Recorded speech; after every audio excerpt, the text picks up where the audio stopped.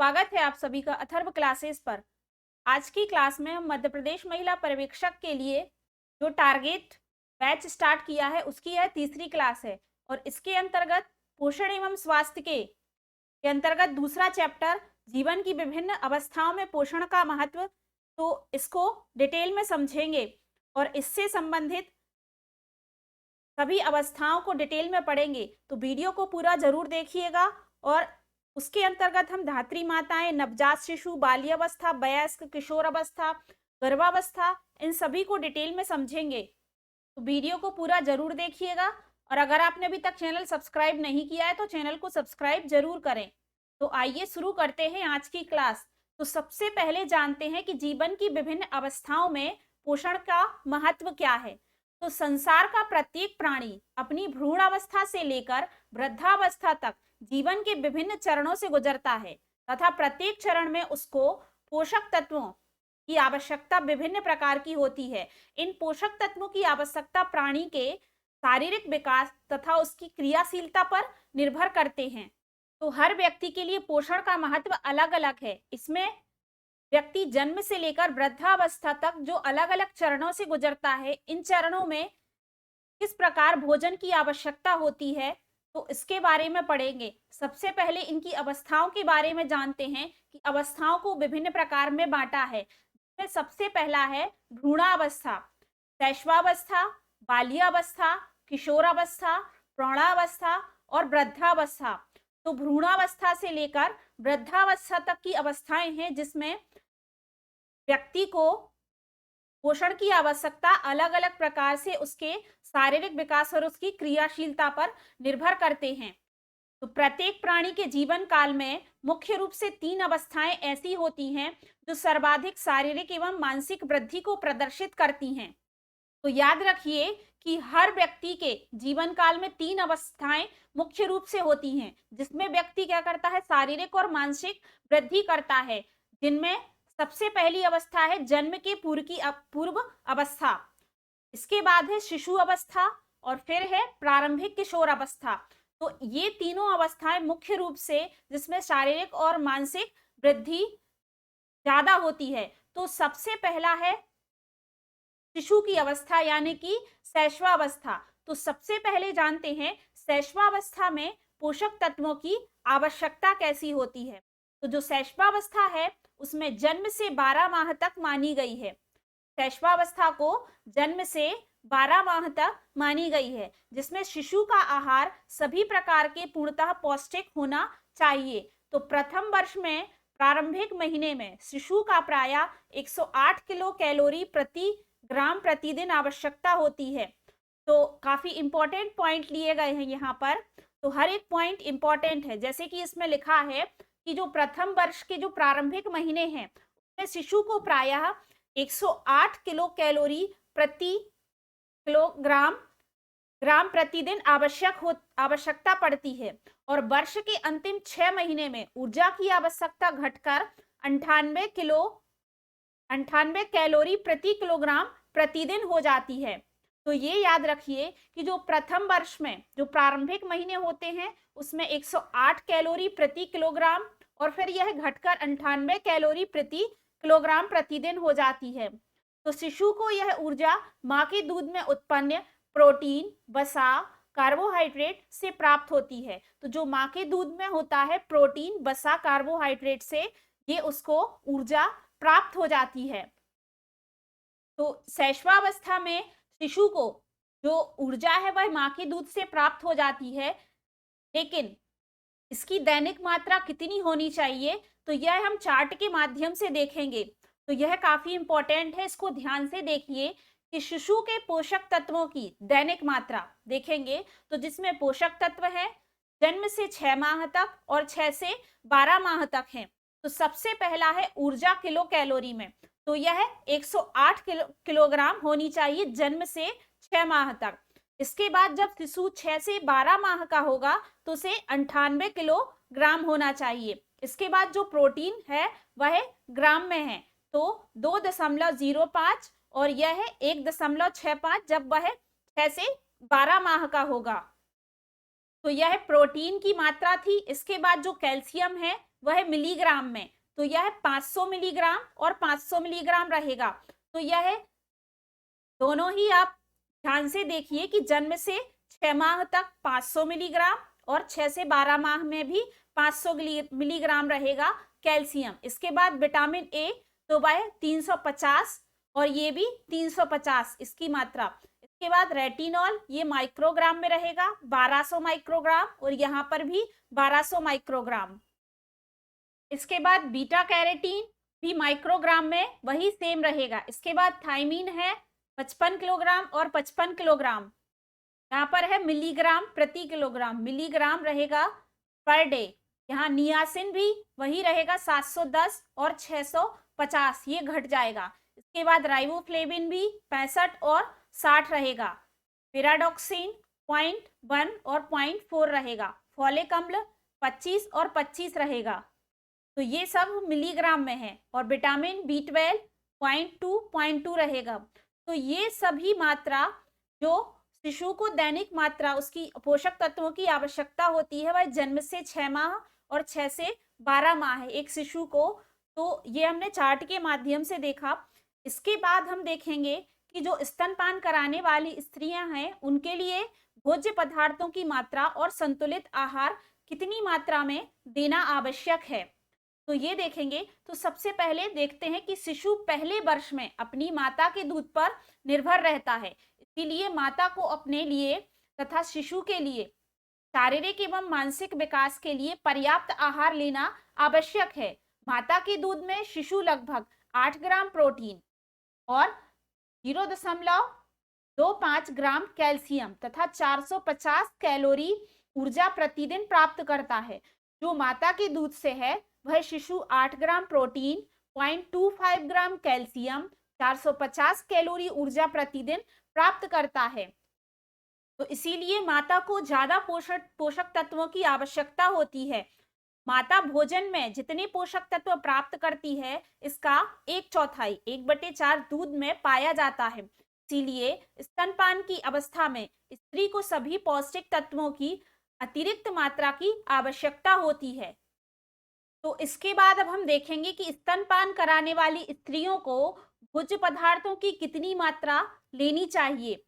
तो यह भी हमने एक चार्ट के माध्यम से आपको समझाया है, जिसमें बताया है कि सबसे पहले भोज्य पदार्थ, फिर इसके बाद है सामान्य श्रम करने वाली जो महिलाएं हैं उनको कितना लेना चाहिए, और मध्यम श्रम करने वाली महिलाएं और भारी श्रम करने वाली यानी कि मजदूरी वर्ग की महिलाओं को कितना प्रोटीन लेना चाहिए, पोषक तत्व लेनी चाहिए।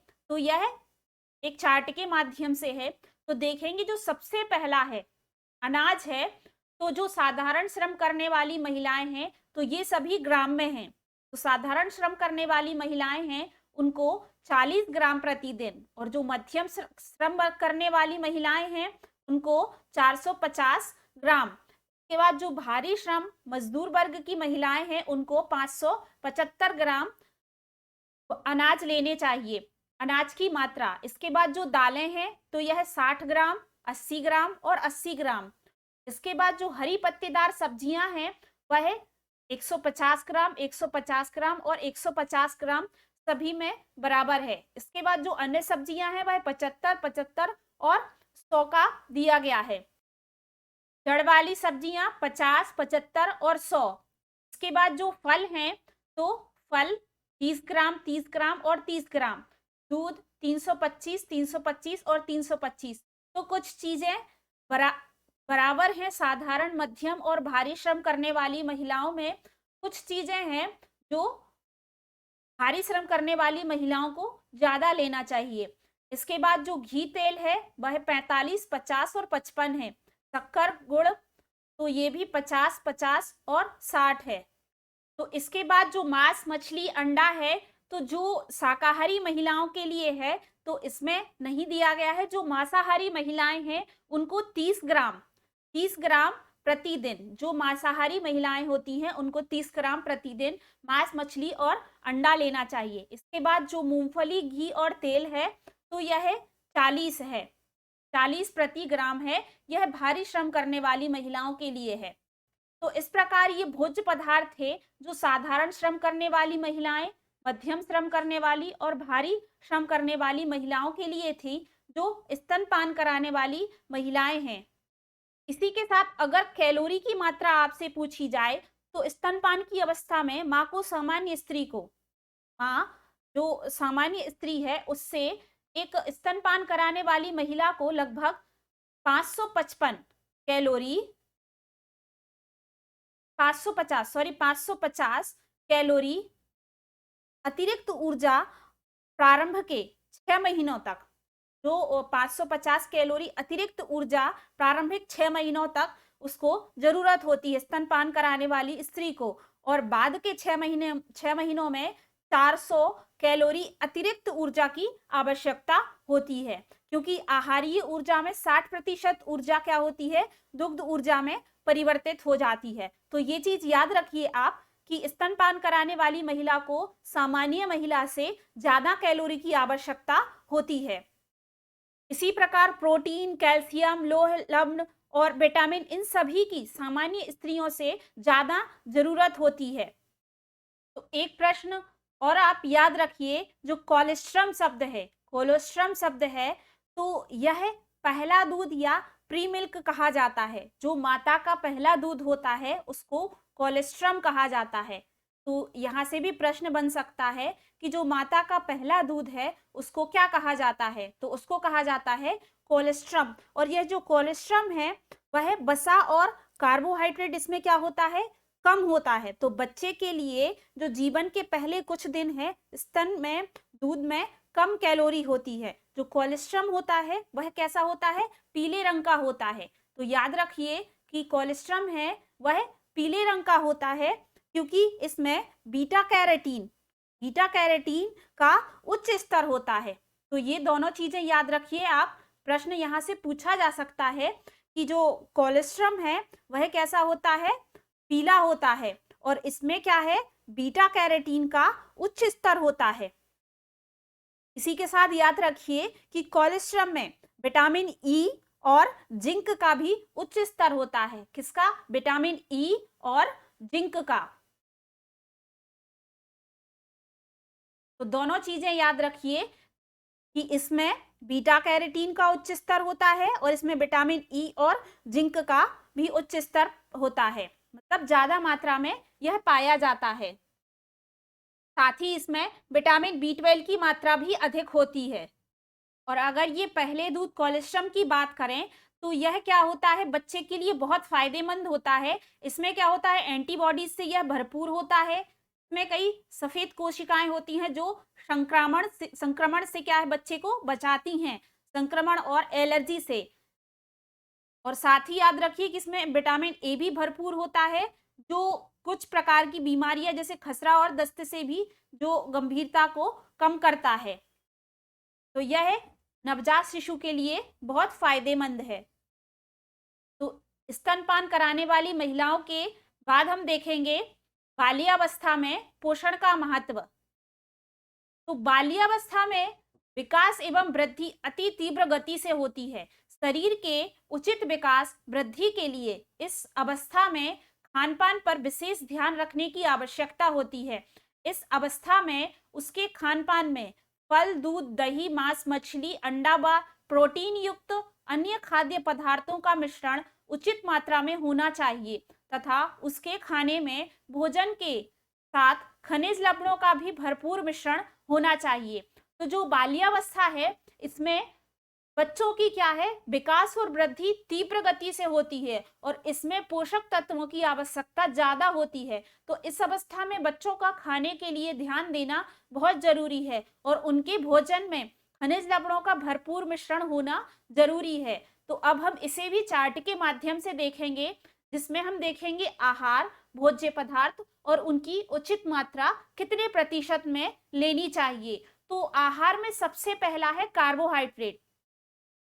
तो कार्बोहाइड्रेट में अनाज और दालें, तो जो भोज्य समूह है उसमें अनाज और दाने, तो इसमें अनाज और दाने का जो उचित मात्रा प्रतिशत में है वह है 33%।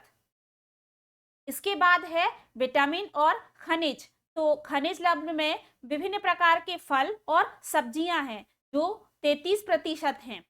इसके बाद मांस और प्रोटीन, जो मांस है यहाँ पर है प्रोटीन, तो जो प्रोटीन है आहार में उसके अंतर्गत भोज्य समूह में मांस, मछली एवं अंडा, जिसका प्रतिशत 12% है। इसके बाद अगर प्रोटीन की बात करें जो कि दुग्ध उत्पाद या दुग्ध पदार्थ से प्राप्त हैं, तो उसका प्रतिशत 15% है। इसके बाद वसा एवं शर्करा है, तो वसा युक्त भोज्य पदार्थ, शर्करा, मिठाई आदि, जिसका 7% उचित मात्रा में लेनी आवश्यक है। तो यह बाल्यावस्था के पोषण में आहार, भोज्य समूह और उनकी उचित मात्रा देखी हमने। तो यह सभी एक बाल्यावस्था यानी कि बालक जो बच्चा 6 माह से ऊपर का है, 2 वर्ष का, तो उसके लिए अब माता का भोजन पर्याप्त नहीं है। माता के भोजन के अलावा भी उसको आहार में पोषक तत्वों की आवश्यकता है। तो के वृद्धि और विकास के लिए किन पोषक तत्वों की ज्यादा आवश्यकता है, उनको हमने देखा। बाल्यावस्था के बाद आता है किशोर अवस्था। तो किशोर अवस्था में किस प्रकार पोषण की आवश्यकता होती है? तो किशोर अवस्था बालक के विकास की एक महत्वपूर्ण एवं प्रगतिशील अवस्था है। इस अवस्था में बालक का विकास बड़ी तेजी से होता है। उसके उचित विकास व वृद्धि के लिए उसे उचित पोषक तत्वों की आवश्यकता होती है। तो इसे भी एक चार्ट के माध्यम से समझेंगे, जिसमें किशोर अवस्था में संतुलित आहार को बांटा गया है, जिसमें आहार है वह ग्राम्य है और किशोर और किशोरी, तो बालक बालिका को अलग अलग संतुलित आहार की आवश्यकता होती है, जिसमें सबसे पहला आहार है प्रोटीन। तो प्रोटीन की कितनी मात्रा आवश्यक है? तो वह बालक के लिए 55 ग्राम और बालिका के लिए 45 ग्राम। और इसके बाद है कार्बोहाइड्रेट। तो कार्बोहाइड्रेट 300 ग्राम बालक के लिए और बालिका के लिए 230 ग्राम। इसके बाद शर्करा, शक्कर, तो किशोर के लिए 120 ग्राम और किशोरी के लिए 90 ग्राम। फिर है वसा, तो वसा है 95 ग्राम और बालिका के लिए 70 ग्राम। फिर है खनिज लवण, तो 30 ग्राम बालक के लिए और 20 ग्राम बालिका के लिए। जो रेशेदार है वह है 24 और 24। इसके बाद नमक, तो 6 ग्राम 6 ग्राम। तो यह प्रतिदिन किशोर को एक संतुलित भोजन के लिए आवश्यक है।